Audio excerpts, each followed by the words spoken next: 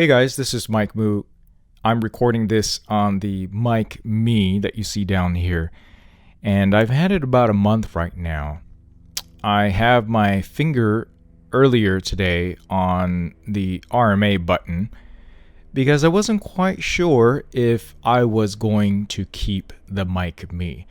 For those of you that don't know, this is a $500 studio quality microphone that actually wirelessly transmits all the quality audio from here directly via Bluetooth to the iPhone, and it does a pretty good job of it as long as you're using the app.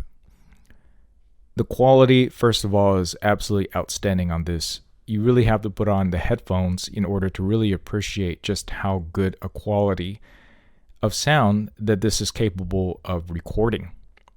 I'm just using my cheap Apple EarPod headset that came with my iPhone right now, plugged in directly to the back of the headphone out/line out, and I can hear things around me on an amplified level that I normally wouldn't hear, even though I have this turned down way low so that I can speak to the MikMe directly without picking up all this background noise behind me. So that's it. The quality is definitely there. Okay, this is a studio quality microphone, and it is right up there with some of the best that probably cost 2 to 3 times as much as this. So what do I have a problem with the MikMe? Well, one, in my use case scenario, I'm going to be using this by myself. I'm not a musician or recording artist or anything. I'm just using this to record basically myself, stuff for my YouTube reviews, maybe some environmental sounds when I'm out. And this does an okay job on that because the quality is so good. But what I'm missing is a lot of features that are available on third-party, let's say recorders, let's just say like the Zoom. I have to set up the levels manually, which is fine if I'm a studio engineer, or I have the levels all set up before recording. But if something has a major dynamic range and I'm recording on it, just like any studio microphone, things are going to get blown. So it doesn't have an automatic gain control feature that is somewhat flexible, nor is it really easy to adjust on the fly your recording without potentially ruining anything. And I'll give you some examples of that. You can hear exactly what I'm talking about. So it's not really great for someone like me that's more run and gun. It's not as forgiving, depending on whatever levels that you're setting at and whatever you're recording. So I can't just take it out and let's say I'm out somewhere, I'm not sure how loud things are going to get, and just tap the record button and start recording studio quality sound. It doesn't work out that way. Now, if I'm adjusting the volume, which is the gain levels, it's a lot easier using the app and through the Bluetooth. And, that works out okay. But then when I'm doing that, I'm not concentrating on recording a video. I'm just concentrating on becoming a sound engineer at this point in time without a potential backup. So if I clip the levels, like right now, that part is all lost. And, that doesn't work out well for me and 90% of the stuff that I'm recording. I like how in some of my other recorders, such as the Sony series, it allows me to record a lower level at the same time as a regular level. So in case something gets clipped, I have something to work with. I can't get that with this. So that's one negative about it. The other negative is I was really hoping to use this a lot with the iPhone and recording through the app where it's wirelessly transmitting the audio from here to the iPhone right now more.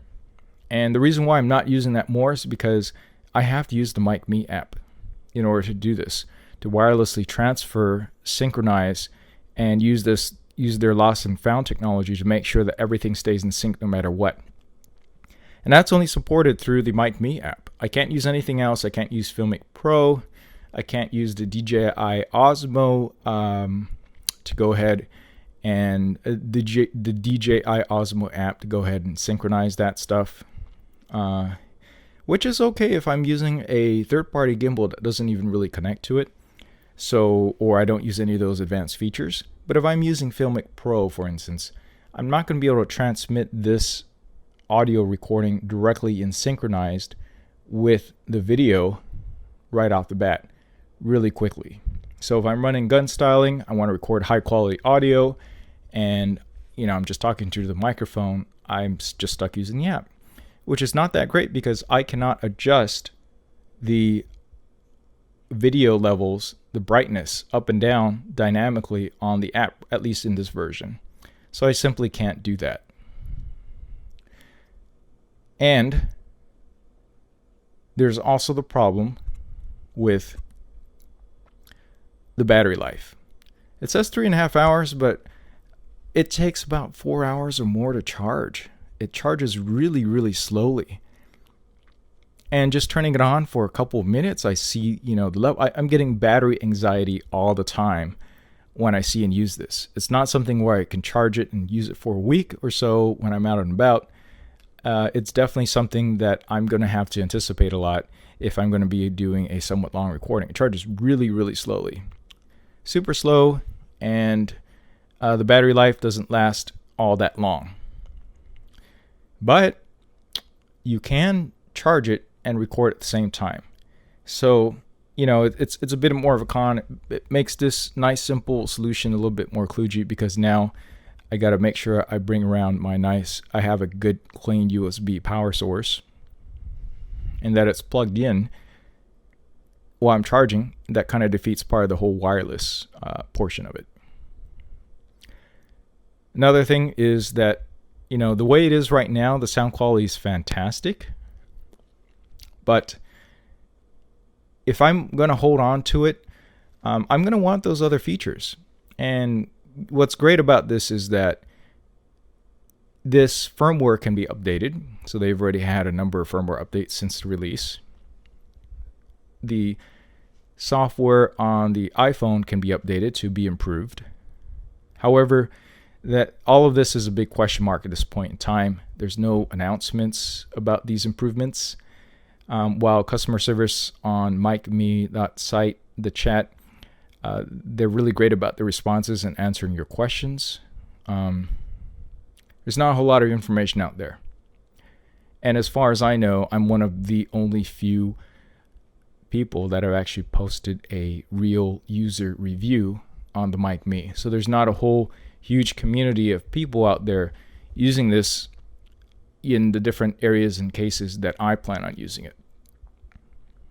So that's why this is a big question mark for me right now, whether or not I RMA and send this back to B&H Photo, which is great, by the way.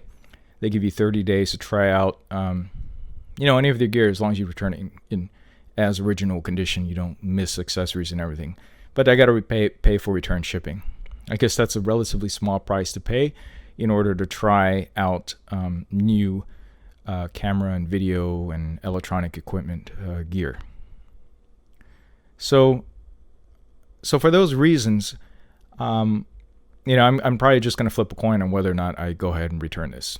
Again, this is $500. Record studio quality, truly is portable, and it does what it claims it'll do, but not as well for my purposes in general versus having a third-party external recorder. All right, that's it for this quick 1 month in review of the MikMe recorder. Please like and subscribe. I'm definitely trying to hit the 1,000 subscriber mark. I'm about 250 subscribers short at this time. I want to say about a week left in order to get this done. But, I might not hit it. I'll probably hit it a month later after that. But I would really appreciate if you can click that like and subscribe button. And, I'll be posting more videos like what you see already on the channel. All right, thanks for watching. I will catch you in the next video.